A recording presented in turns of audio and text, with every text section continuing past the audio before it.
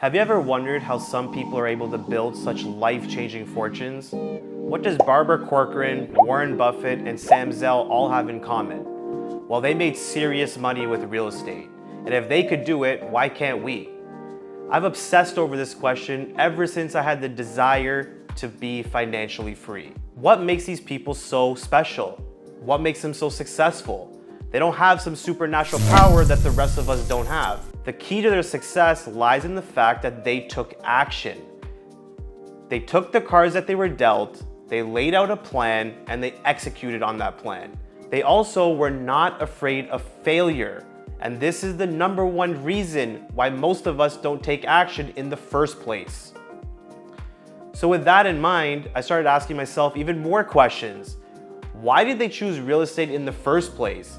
And what strategies did they implement that made them so much money? And now I'm proud to say, with the lessons that I've learned, as well as overcoming my own fear and taking action, I've been able to build a real estate business that's worth $7 million and generates over $250,000 per year in passive income.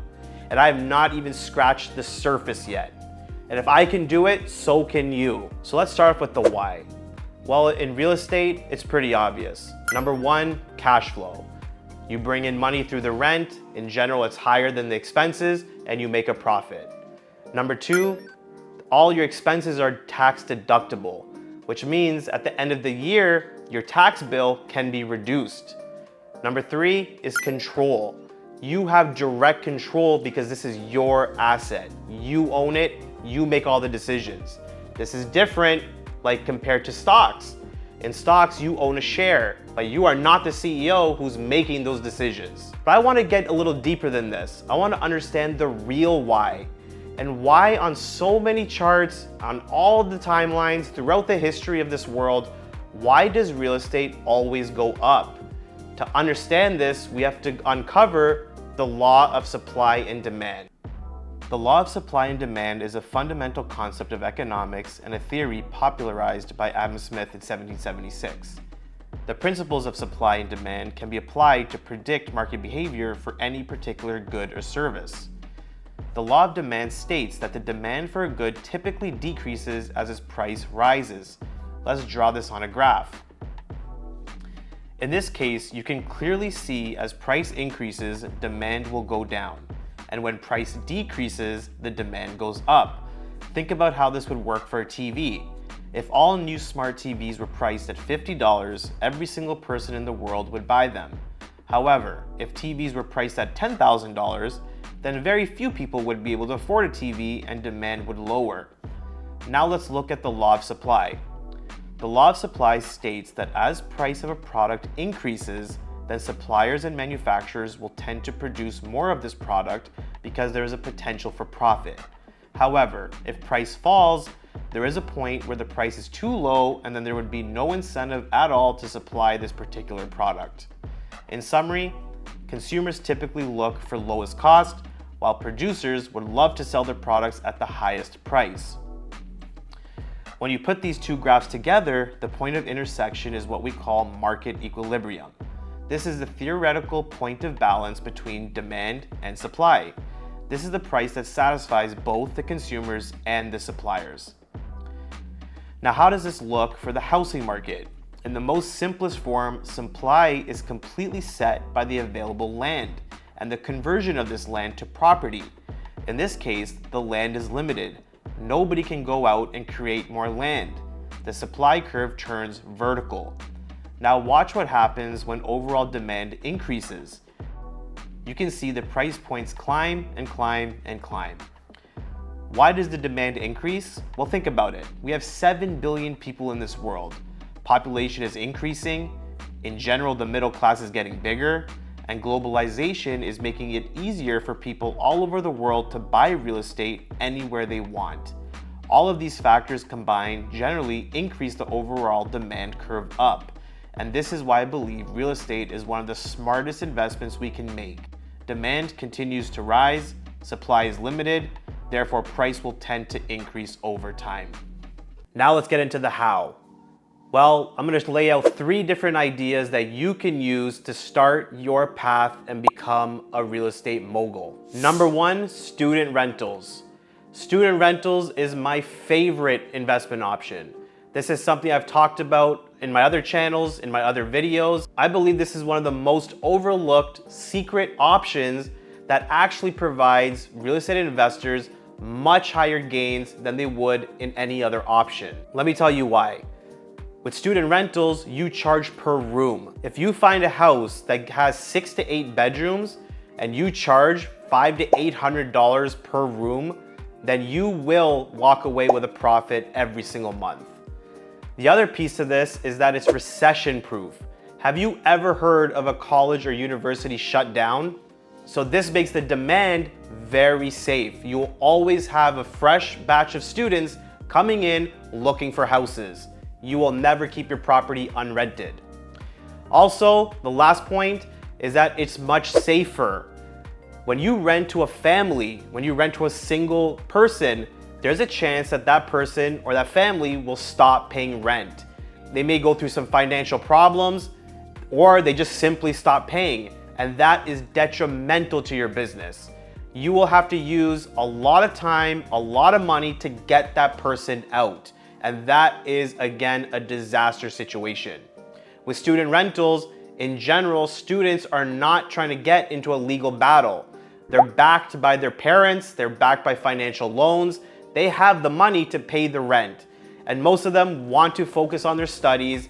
They do not want to get into a legal battle with their landlord. If you want to learn more about student rentals, leave a comment. This is something that I'm actively involved with, and I will answer all of your questions. Number 2, pre-construction condos. This is also one of my favorite options and something that I've taken advantage of time and time again.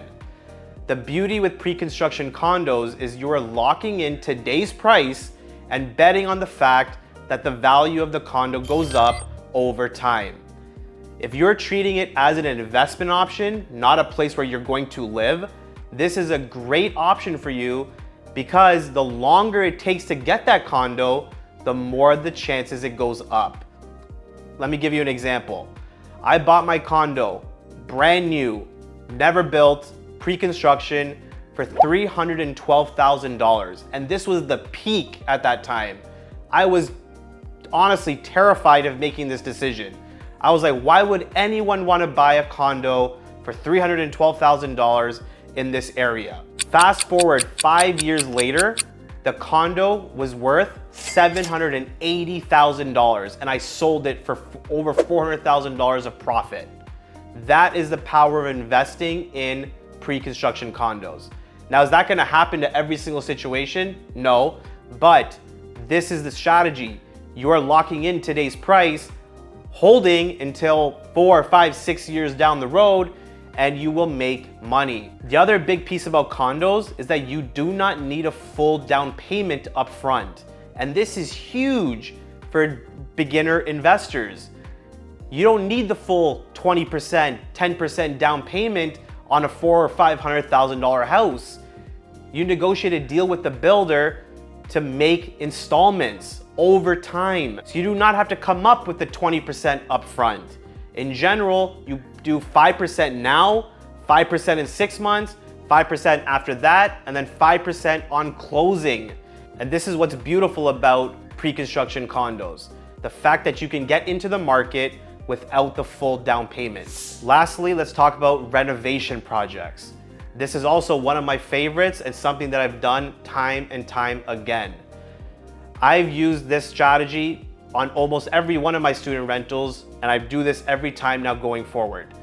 I find a house that's near a university, no further than 10 minutes from the campus, and I make sure that the top is move-in ready with an unfinished basement. I'm looking for around 2 to 3 bedrooms upstairs, 1 washroom, 1 kitchen with an unfinished basement. I then find my contracting team, I renovate the basement, maybe renovate a little bit upstairs, but the point is I'm adding another 3 to 4 bedrooms, another kitchen, and a washroom. This is very possible and the opportunities are there. I've done this myself many times.